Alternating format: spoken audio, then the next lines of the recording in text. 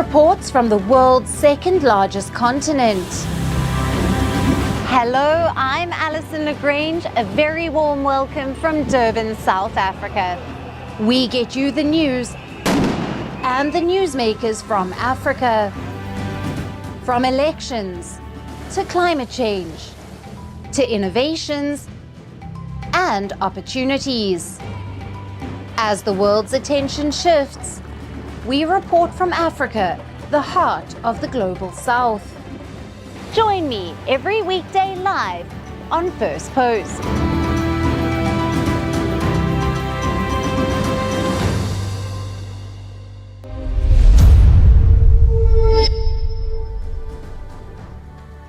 Hello and welcome to First Post Africa, where we get you the top stories from the continent and from across the world. I'm Alison Lagrange, coming to you live from Durban, South Africa. First, let's take a look at the headlines. Thailand's top court suspends Prime Minister Paetongtarn Shinawatra from duty, pending a case seeking her dismissal over a leaked phone call with Cambodia's former leader, in which she appeared to criticize her own military's actions amid a border dispute. Turkish authorities detain 157 people, including opposition party members and a former mayor in the city of Izmir, expanding a months-long legal crackdown on the opposition that had been focused on Istanbul. Multiple military installations have been targeted in Mali in a suspected Islamist attack, including an army camp in the western city of Kais, amid a recent surge in terrorism across the country. And Greece starts charging a new tax on cruise ships docking at popular islands like Santorini and Mykonos as a part of Europe's broader push to manage soaring tourist numbers at its most visited destinations. And Japan records its hottest June ever, with temperatures 2.3 degrees Celsius above average. Scientists like the extreme heat to human-induced climate change.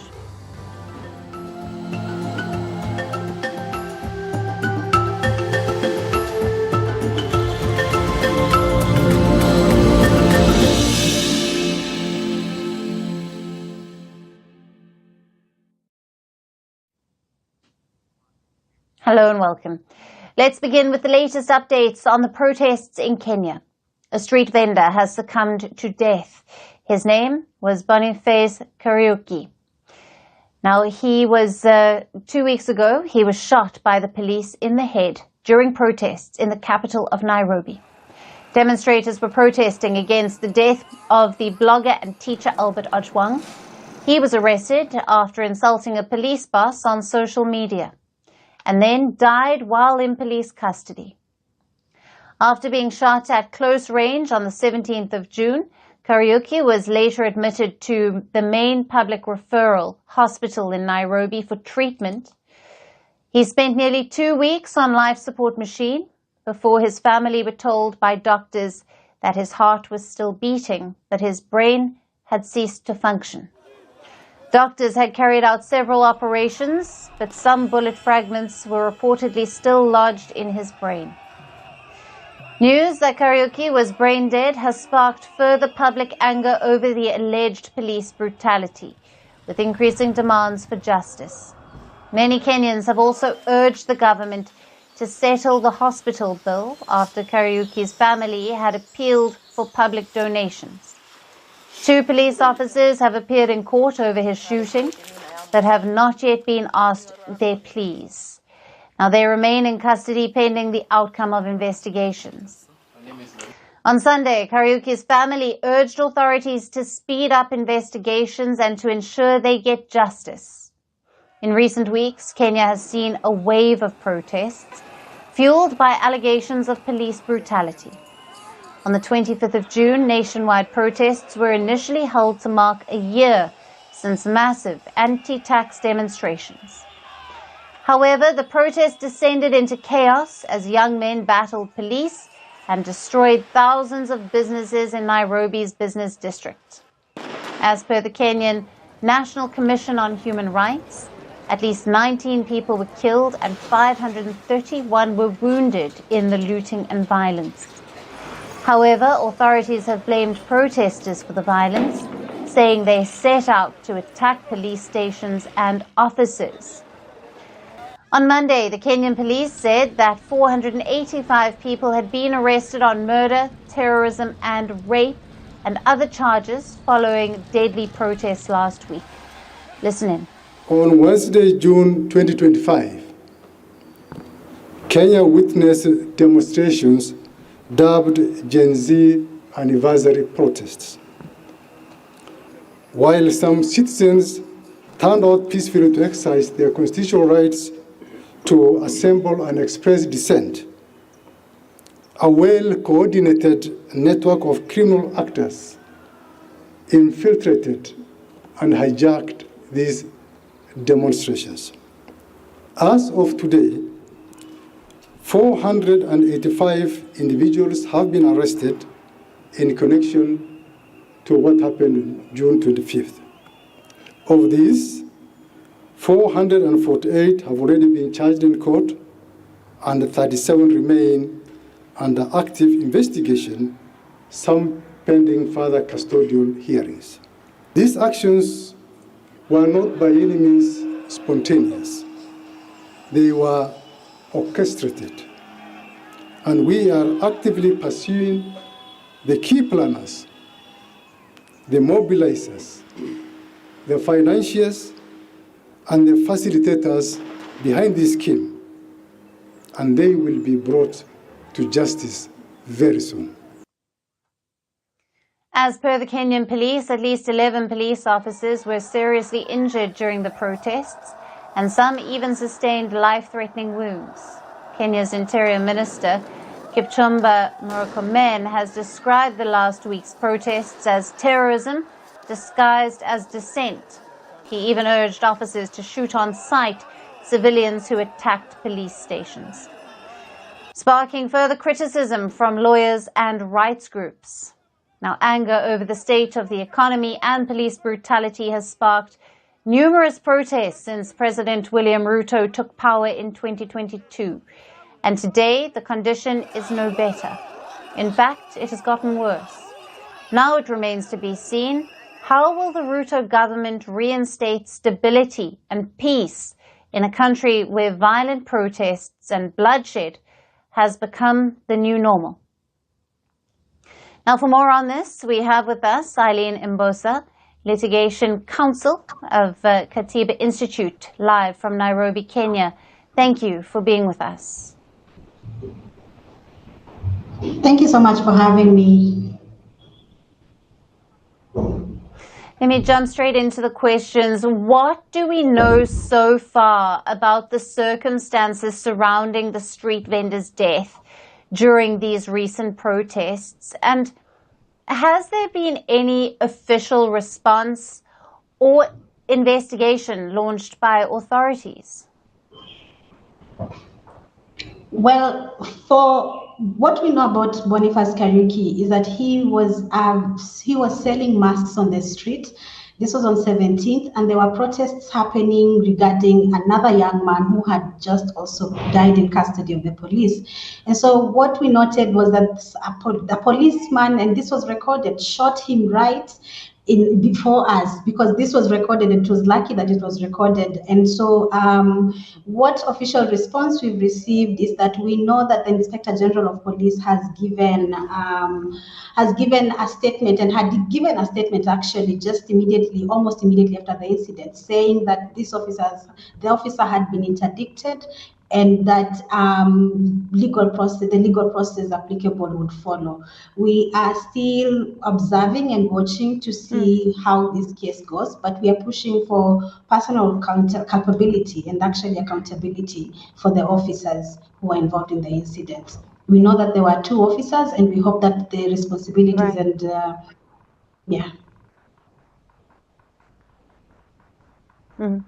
And Eileen, how does this incident fit into the broader pattern of alleged police brutality in Kenya, especially during public demonstrations in recent years? Since 2023, we have witnessed just increased policing of protest and crackdown on protest and the right to protest. And so what we just have observed so far is that there's little lack of accountability, even when we are seeing people who are dying and we are seeing evidence being presented. There's really very little being done in terms of accountability, and of course it's creating a lot of angst amongst various groups, including members of the public, to see that there's wanton use of force and use of firearms without any particular regulation and any particular responsibility and accountability. And so the position just for us is that we need to stop this crackdown on protest and at least deal with the underlying issues, and also follow up and make sure that we get accountability for any persons who have been involved. We, as Katiba Institute, we have gone to court. Yeah. We have actually gone to court, just basically asking the court to give edicts that would just be reiteration of the law and the constitution, that the police must be identifiable during protests, the police must not use force excessively, and there must be a system of accountability in terms of who is policing protests and what the outcomes are, to ensure that we don't have a repetition and there are reparations and issues of reprieve for the persons who have been affected. Yeah. Eileen, thank you very much for being with us on Firstpost Africa and for your valued insights on all the latest on the protests out of Kenya. Thank you so much.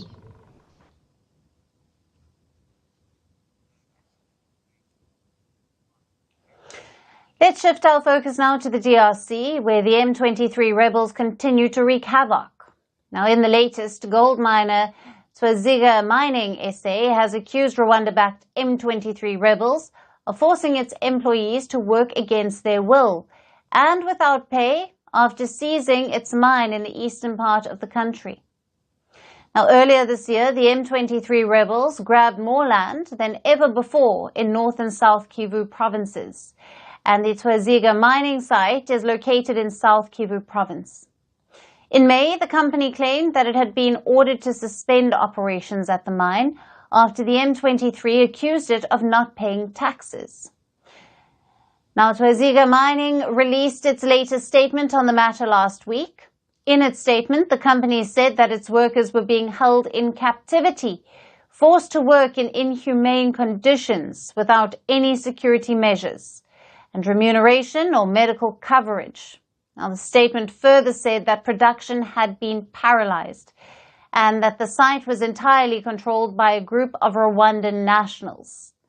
The company claimed that these Rwandan nationals are working with the M23 and claiming to be the new investors. Twaziga Mining has accused them of exploiting the mine for their own profit by treating their employees like slaves, deprived of all protection. Now, reacting to the accusations, the spokesperson of the Rwandan government, Yolande Makolo, said on Monday that the country had nothing to do with the dispute with the Twaziga Mining. Now, Makolo has asserted that the accusations against the Rwandan citizens are baseless, saying there is no record or information of any Rwanda citizens involved in such activities. Makolo then labeled the issue as a local one that should be taken up with the authorities in the area. Now, such accusations and the following swift denials are not new for Rwanda. The DRC, the United Nations and Western powers have been accusing Rwanda of backing and arming the M23 rebels. However, Kigali continues to refute all such allegations. Rwanda backs its actions by saying that its forces were acting in self-defense against Congo's army and ethnic Hutu militiamen linked to the 1994 Rwanda genocide. Now, these reports come at a time when DRC and Rwanda have publicly agreed to walk the path of peace. The two countries signed a peace agreement to end decades of violence just last week in Washington. President Trump brokered the deal to not just end the conflict, but to also access mineral wealth of the DRC. The peace agreement has been hailed by both countries as a turning point in the conflict. But there's a catch to it. One of the main parties in the bloody conflict, that is the M23 rebels, were missing at the signing of the deal. Moreover, the rebel group has also suggested that the agreement will not be binding on them. So, in a nutshell, there's a peace deal brokered by the US, hailed by the DRC and Rwanda, and dismissed by the M23 rebels. And looking at the current state of affairs, peace in the region remains elusive.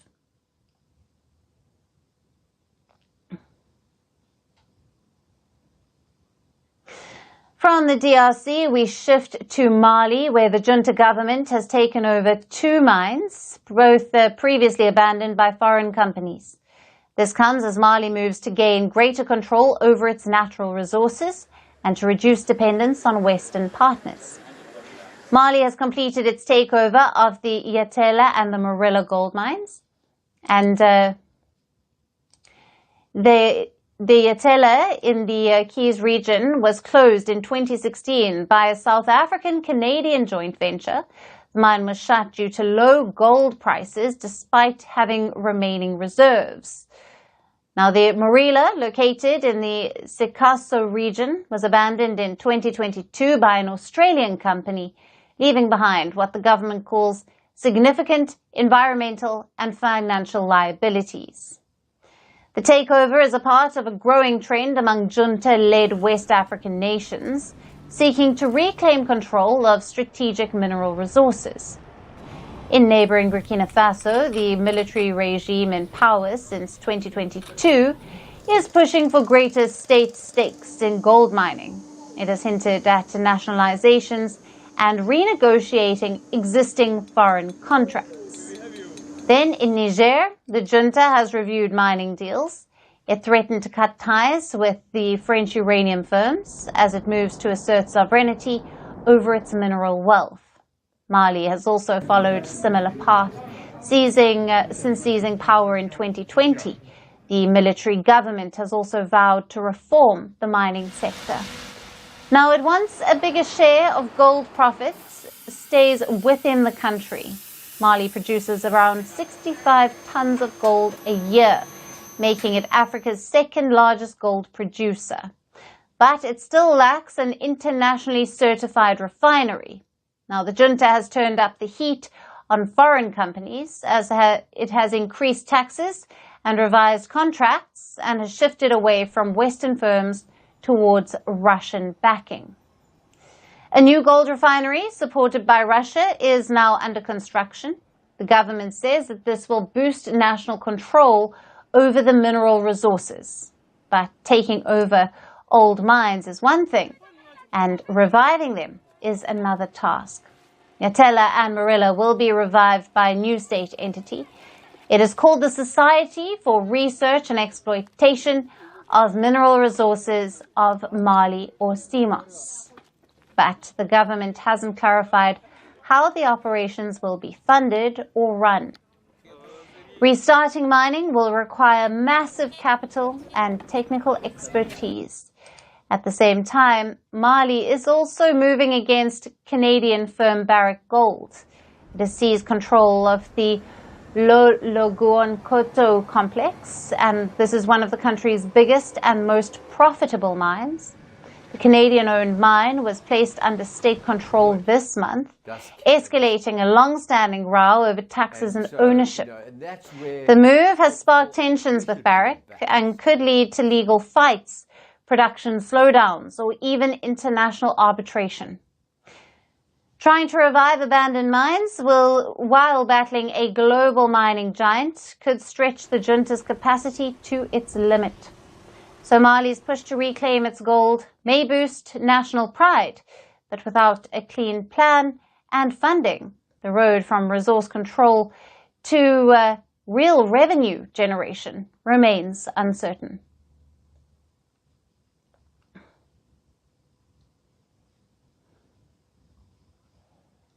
And on to our final story, Starlink might finally enter South Africa. Billionaire Elon Musk's satellite internet firm is reportedly planning to invest around $113 million in South Africa in its efforts to gain an operating license. Starlink has reportedly reached a deal with the South African authorities, just months ahead of the country hosting the G20 summit in Johannesburg this November. Now, the investment is expected to support infrastructure across the Southern African Development Community, or SADC, which comprises of 16 countries. The company plans to work with local firms to build out infrastructure, including land leases, fiber connections, energy supply, security, and maintenance support. While Starlink is already active in 17 African countries, it remains unavailable in South Africa, the continent's largest economy. And this is also the country where Elon Musk was born. But he has often clashed with the South African government, particularly over issues related to white minority rights. Musk has been widely seen as an instigator of recent strains between the United States and South Africa, after President Donald Trump accused Pretoria of a so-called white genocide. Now, Musk has repeatedly criticized South Africa's Black Economic Empowerment, or the BEE laws, which have emerged as the primary obstacle to Starlink's entry into the country. Now, under the BEE laws, companies, both local and foreign, are required to ensure at least 30% Black ownership.